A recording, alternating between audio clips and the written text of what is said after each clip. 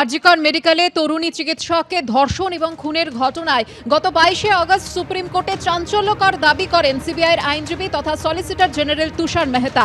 তিনি বলেন, তদন্তে সমস্যার সম্মুখীন হতে হচ্ছে, অপরাধের জায়গা আগের মতো নেই, তার চরিত্র বদল হয়ে গেছে। সলিসিটর জেনারেল অভিযোগ করেন, ধর্ষণ খুনের 5 দিন পর সিবিআই তদন্ত শুরু করেছে, ততদিনে সবকিছু বদলে দেওয়া হয়েছে। সিবিআই জানতোই না অভিযুক্তর মেডিকেল পরীক্ষা করা হয়েছে। তুষার মেহতা আরও বলেছিলেন, টালা থানার পুলিশকে প্রথমে ফোন করে হাসপাতাল থেকে জানানো হয় এক মহিলা চিকিৎসককে সংজ্ঞাহীন অবস্থায় উদ্ধার করা হয়েছে। ডেপুটি সুপার পরিবারের সদস্যদের ফোন করে বলেন তাঁদের মেয়ে অসুস্থ, পরে বলা হয় সুইসাইড করেছেন। ঘটনা যেখানে ঘটেছে সেটা হাসপাতাল, আধিকারিকরা সবাই চিকিৎসক, তারা দেখলেই তো বুঝতে পারবেন কোনটা অজ্ঞান, কোনটা সুইসাইড আর কোনটা খুন। তাহলে কেন সংজ্ঞাহীন বা সুইসাইড বলা হলো?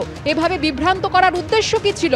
আপত্তি জানিয়ে রাজ্যের আইনজীবী বলেন, কোনো কিছুই পরিবর্তন করা হয়নি, পুরো ঘটনার ভিডিওগ্রাফি করা হয়েছে। এরপর প্রধান বিচারপতির বেঞ্চ বলে, ঘটনার তথ্য প্রমাণ সংরক্ষণে দেরি করা হয়েছে, খুনের জায়গা থেকে তথ্য প্রমাণ লোপাটের আশঙ্কা থেকেই যাচ্ছে। গত 22শে আগস্ট সর্বোচ্চ আদালতের প্রধান বিচারপতির বেঞ্চ সবথেকে বড় যে প্রশ্নটা তুলেছিল তা হলো, ময়না তদন্তের পর কি করে অস্বাভাবিক মৃত্যুর অভিযোগে এফআইআর দায়ের হতে পারে? ঘটনার পরপরই কেন কলেজ কর্তৃপক্ষ এফআইআর করেনি?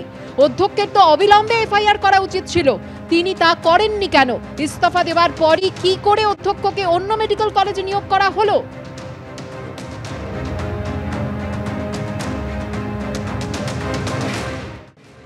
অন্যদিকে সিবিআইয়ের গ্রেফতারের পর অবশেষে ঘুম ভাঙল রাজ্য মেডিকেল কাউন্সিলের।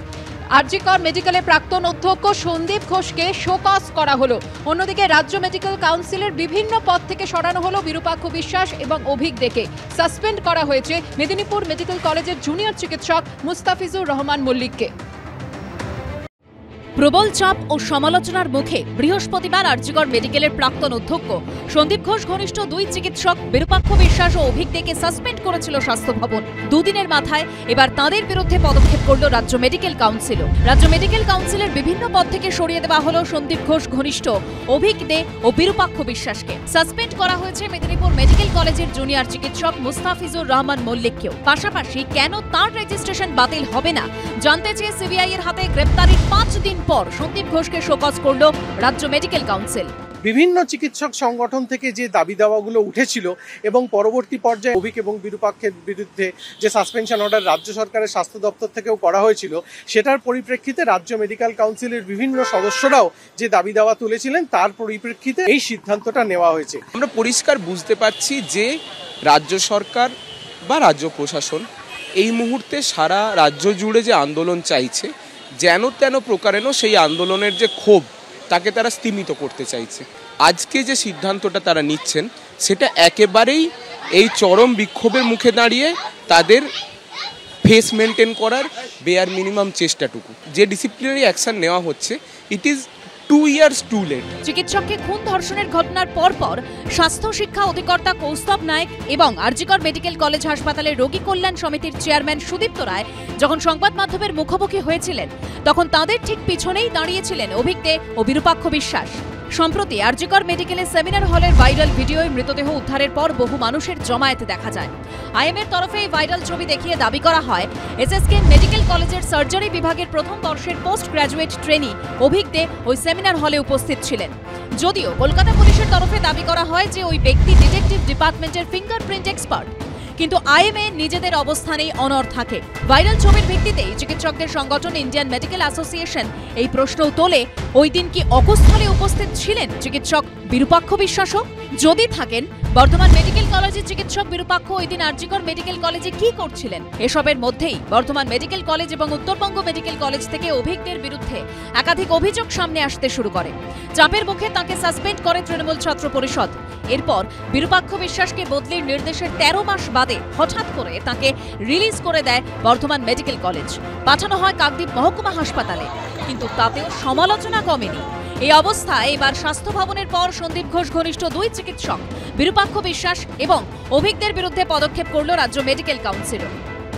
অবশেষে যখন এই ইস্যুতে রাজ্য মেডিকেল কাউন্সিলেরই গুরুত্বপূর্ণ 2 সদস্য তারা পদত্যাগ করেন কাউন্সিলের ভূমিকাকে প্রশ্ন তুলে, তারপরই নড়ে চড়ে বসে রাজ্য মেডিকেল কাউন্সিল এবং পদত্যাগ না করা সদস্যদের মধ্যে থেকেও প্রবল চাপ আসছিল পদক্ষেপ করার জন্য।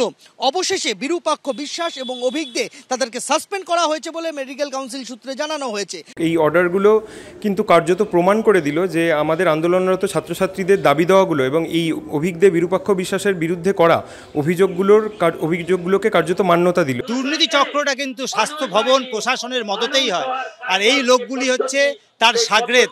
এরা যে অনেকদিন ধরে দোষী এটা আমরা জানতাম, আজকে জনগণের চাপে পড়ে এদেরকে কাউন্সিল থেকে বার করা হয়েছে। এদের আরও শাস্তি হওয়া উচিত, চরম শাস্তি হওয়া উচিত। যারা এই বিচারগুলো এখন বসে বসে করছে তাদের বিরুদ্ধেই তো অপরাধের ভুরি ভুরি অভিযোগ। এনারা তো এমনিতেই যোগ্যতা হারিয়েছেন। আমরা প্রশাসনকে বলবো এই মেডিকেল কাউন্সিলকে অবিলম্বে ভেঙে দিয়ে এই লোকগুলোকে বাতিল করে দিয়ে এদের রেজিস্ট্রেশন কিন্তু আগে ক্যান্সেল হওয়া দরকার, তারপর ওনারা করবেন। আমি তো আজকে সকালে শুনলাম, আজ সকালে তো আমি করলাম, সকালে শুনলাম আমি আজকে যে মেডিকেল কাউন্সিল থেকে সাসপেন্ড করেছে। তো ঠিক আছে, আমি যা করা করছি। না, আমি কোনো মন্তব্য করবো না ব্যাপারটা। না, নেম প্লেট সরিয়ে দেবো। মেদিনীপুর মেডিকেলের জুনিয়র ডাক্তাররা অভিযোগ তুলেছিলেন মেয়াদ শেষের পরেও ইউজি হস্টেলে ঘাঁটি গেড়ে রয়েছেন চিকিৎসক নেতা মুস্তাফিজুর রহমান মল্লিক, যার ফেসবুক প্রোফাইলে লেখা আছে chief coordinator TMCP unit Medinipur medical college. এদিন তাঁকেও সাসপেন্ড করেছে রাজ্য মেডিকেল কাউন্সিল। সন্দীপ সরকার, জয়ন্ত পাল ও হিন্দলদের রিপোর্ট, এবিপি আনন্দ।